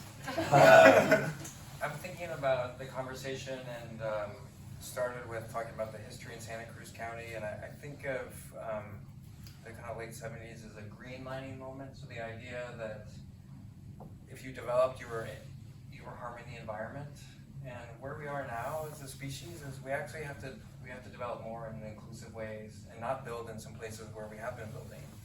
And development and the environment, they're not in conflict with each other. If you develop in ways that are sensitive to the environment, to go back to some of the roots of the natives who lived in our lands before, they had ways of living with the land and creating space for people. So I think we've kind of lost our way and our wisdom as a species over time, for many different reasons. So one thing I'd say is, kind of lean into the history here of greenlining. We're not going to do more, but how do we have inclusive, environmentally wise, and sensitive development going forward? And then want to just echo what Evan said, and this idea of a movement, a shift. We talk a little bit about the politics changing over time, and part of that's because every single person in this room talks to someone else about what you learned and your perspective and how that changed. And as more people start to have a different perspective, people vote differently. They will show up at a community meeting where many of us have gone before, where folks oppose a project, and they'll say, I support this project. I look forward to the day when I go to one of those meetings and there are more people in favor of a project than opposed to it. Then I'll know we've really moved the needle. And then just some examples, some little things. You can also call me for little things. But I see Deborah here from Miracle Messages. They're a nonprofit that helps connect people who are experiencing homelessness back with family and friends, or just volunteers, a listening ear, to just listen to someone about their struggle without housing. It makes a big difference to have someone who's not a paid professional like me that you can just talk to on the phone. So they're always looking for volunteers. We have a partnership with the Santa Cruz Community Foundation where you can donate money to put into a housing assistance fund, and a lot of the nonprofits in our community can access it, both for prevention, so helping people, if you can't pay the rent, we heard this earlier with the statistics from Supervisor Koenig, 1 month because you got a medical bill, is there somewhere I can go to get help with the rent? We make it really hard for people. We're trying to create one place where people can go to get that resource. And folks, put a little money in. Don't get coffee. Put $5 in that day into the fund, and you're gonna help someone maybe pay rent the next month. But we also use it for security deposits and application fees. So those are examples of little things that folks can do to help kind of move the needle. And showing up here is part of that process. I think all of you are probably really already engaged in this issue, so thanks for coming and thanks for being leaders in this shift.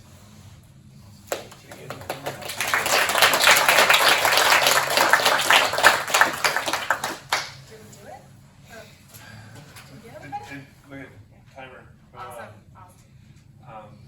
Okay, we unfortunately didn't leave as much time as we wanted for questions and answers, but I think we're ready. Everyone had their opportunity to speak, right? We didn't miss anyone, and sorry. Okay, and does the audience have any questions? I think there's a lot of experts here, so. I just have a few comments relating to the statements the panelists made. With the Medi-Cal, CalN, the assistance for rent security deposits is up to 6 months, which is a good thing, a temporary fix. But, and currently at the federal level, the low income tax credit, there's housing organizations throughout the United States trying to get the federal government to mandate that the low income tax credit to include low income and very low income population. So they're trying to change that narrative to meet the needs of the low, that population. It's just for you to be aware of. The thing for people with disabilities, seniors, or a family that has a family member with a disability, we need to build housing that's universal design, accessibility. We need to increase that accessibilities for seniors, people with disabilities, and families. There's not enough going around. We have service providers in Santa Cruz County who helps individuals with intellectual disabilities live in their own community. They struggle finding accessible housing for their clients. And it's just cruel and mean that they're living in a house that's not really accessible. It's shameful. So those need to be included with the cities and counties to increase the accessibility issue. Now the Section 8 vouchers, it's a good thing, but on the negative side, you have a lot of landlords and property management companies won't take it. They don't want to deal with it. I've struggled as a housing advocate helping the unhoused community get out of homelessness. They face that barrier. Now right now it is illegal for them to say no because it's considered a source of income discrimination. Disability community don't know that. So they can file a complaint with the state. And on Proposition 1, be cautious, think twice, I'm voting no.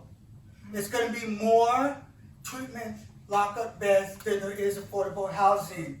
With No Place Like Home, they were supposed to build 20,000 units. They only built 1,797 units. Come on. If this is what the state did, this is what the state's going to do with Proposition 1. It's politics. So think twice before you vote, because dismantling the Mental Health Services Act, current programs are being funded to support the mental health community and families will go away. Peer support, peer workforce will go away. Counties are not going to have the money to supplement, to support MHCAM, second story. It's going to have a negative impact with Proposition 1. People think, oh, more housing. It's not. Governor did a clever way by attaching something to the housing bond because he needs those rules to be passed, to be amended to the ballot initiative of Mental Health Services Act. Thank you. Ballot initiative. Thank you. Awesome comments. Does anybody want to comment on what our friend has mentioned? Okie dokie. Next question. of all, I just want to say thank you for all being here today. I really appreciate the optimism of the panel. I personally don't necessarily share the optimism. I feel like we're at a pretty bad point in terms of affordable housing production and development. We have virtually no local subsidy whatsoever in the city or the county. The governor just proposed a budget that is going to gut most of the grant funding programs. And we're really struggling with a broken tax credit system, so it's hard. So Mayor, I appreciate the fact that you're willing to champion a funding measure. The polling I've looked at recently seems like it's going to be rough in other places, so I'd love to see, I understand why a broad coalition is important here. But I guess I am going to tie a little into Proposition 1 because it seems like the most likely chance for some kind of housing money in the near term. But I'm also concerned, I'm interested to hear what you have to say in terms of prioritization for the types of housing dollars that we create. Dr. Ratner, you mentioned ALI housing, which you're maybe the first person I've heard talk about acutely low income, which is 0 to 15%.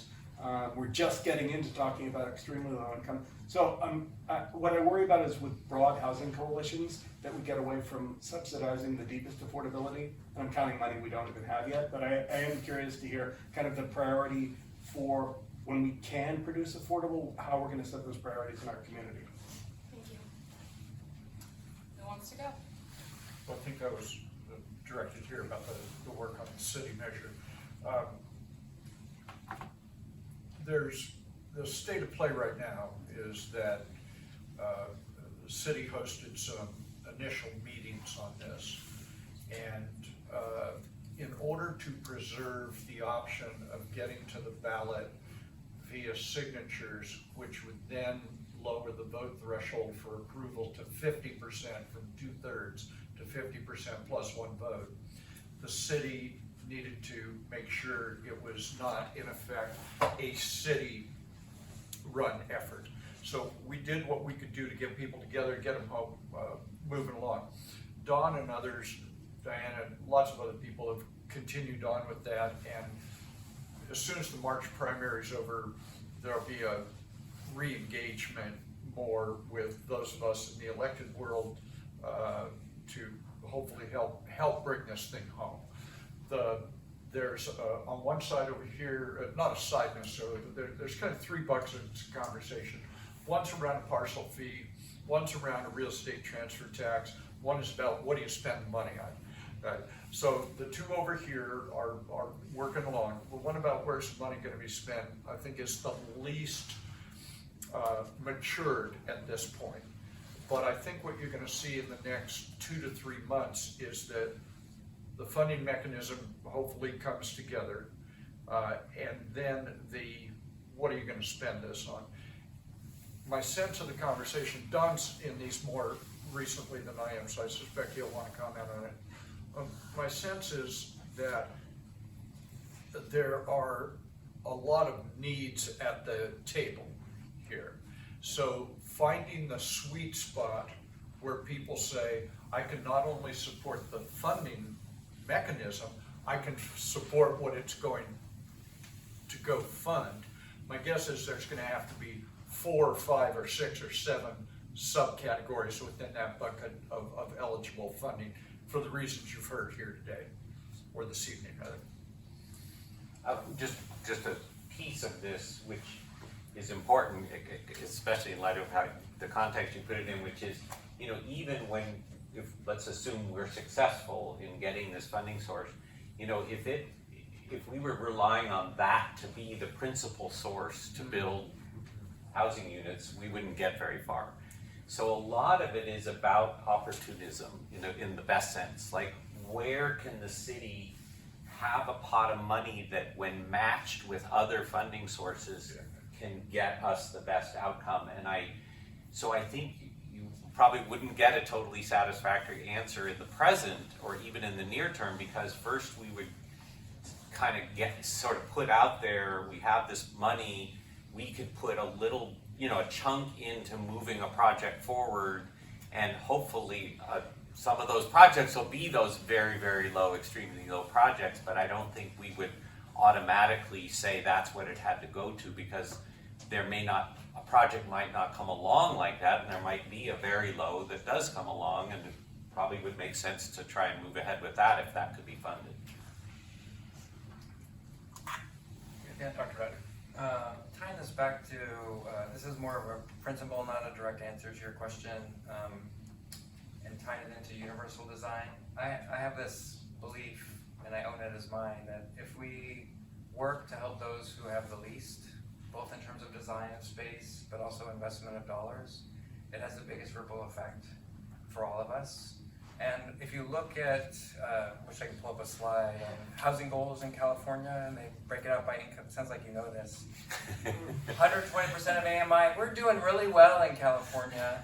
Then there's no tracking of the acutely low income category or the extremely low, and we're doing the worst.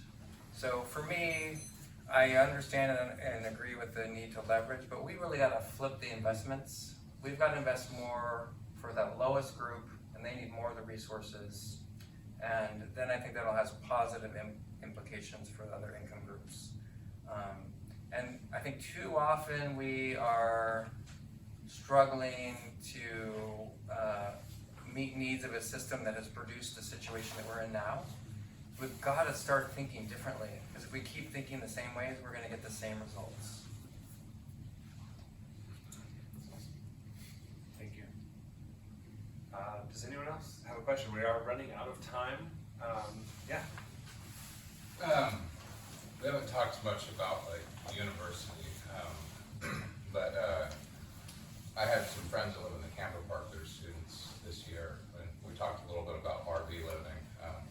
I lived there as an adult student, moved out earlier this year, but it was the only affordable housing that was available out of, I don't know how many students go there, but I think for 2.5 years I paid $5,000 a year to live there, so pretty cheap.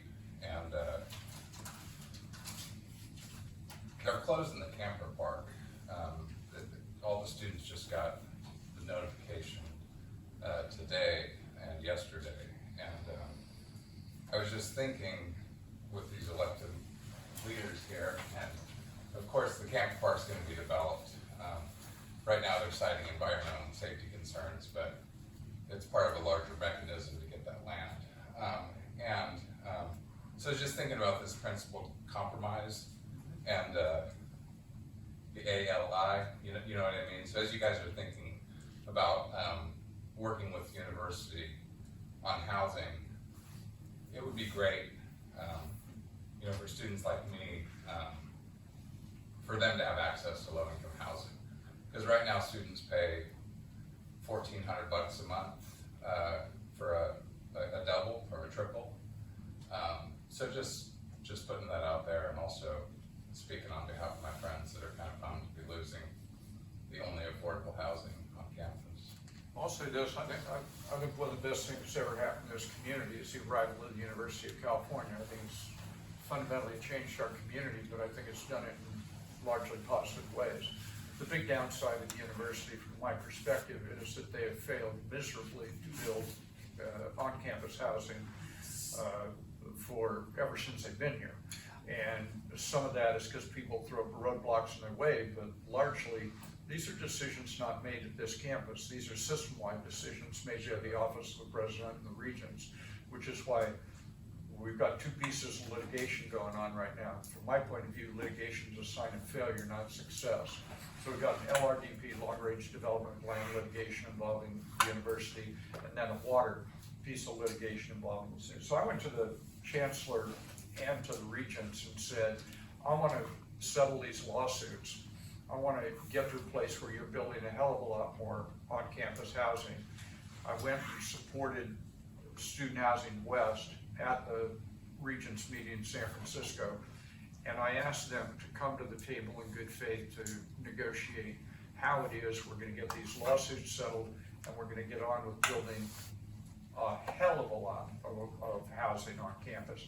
They have a business model. The reason it's so hard to do, as you probably know, it's not like building an academic building, which goes through an entirely different process than housing. Housing is basically a little profit center for the university. And I only mean that, I want to correct that. what it is it's a business model. It's a business model. They expect that this thing will pay for itself, essentially.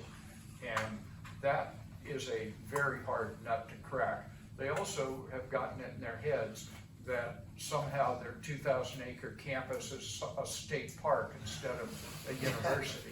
It's a damn university, build the housing. And I'm in negotiations with them to do that. Thank you. Well, we have to wrap it up. Dan.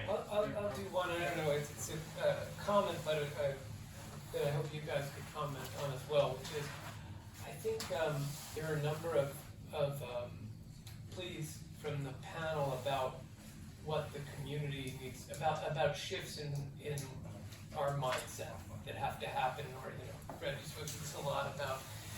A default over generations of feeling that urbanization itself is the problem. We don't need that here. Let's keep it out. I think that the pitch has been made to this community about the sort of moral and ethical reasons to do more and to provide, and I think the community is generally very receptive to it, and that's very good news. But I wonder if we aren't missing the more important pitch that people need to hear right now, which is the part that is self-serving. We're asking people for more self-sacrifice, and that's good, but there's a part of this is also self-serving. Like, my understanding, I'm not enough of an economist to bear it out for everybody right now, but density does a lot of good things for a community, right? I think we are lacking in density in Santa Cruz, and if we have more density, that brings the cost of goods and services down, the cost of labor down, it makes public transportation affordable on the scale that we need it here. And so I guess, first of all, I want to know if we agree that that's the case, because I don't see how, my father-in-law said, oh my God, this new building that's going up on Lower Pacific, it's 6 stories, I didn't move to Santa Cruz to have skyscrapers running. What the hell do you care? I mean, that part of town is not thriving. You're going to put this unit there, you're going to bring a lot of people, we're going to alleviate the housing crisis, we're going to start to have foot traffic, we're going to start to have stores that can actually survive and actually sell things that people can afford and not just boutique stuff that people from out of the community can get in season. So, I think there's a pitch that needs to be made to this community about how all of expanding what we're doing here is going to serve them as well, and not just keep asking people to approve bond measures that are just coming out of their pockets, like, let's fix it because we feel like, oh my God, we feel like there's something immoral happening on our watch, which, like I said, it's nice that the community is responsive to that argument, but I think we need to have that other discussion too, because I think that really applies to everyone. But let me know if you agree. I think you just made the pitch. I would definitely borrow from that and repeat it. It's a great message. I mean, I've been making it just on the kind of terms of, well, it'll make it easier for you to get a doctor's appointment. But I mean, you're right. There's a much broader vision there. So thank you. Yeah, thank you all. Super easy question. Super easy question. We can take What's the percentage of new development has to qualify for affordable housing?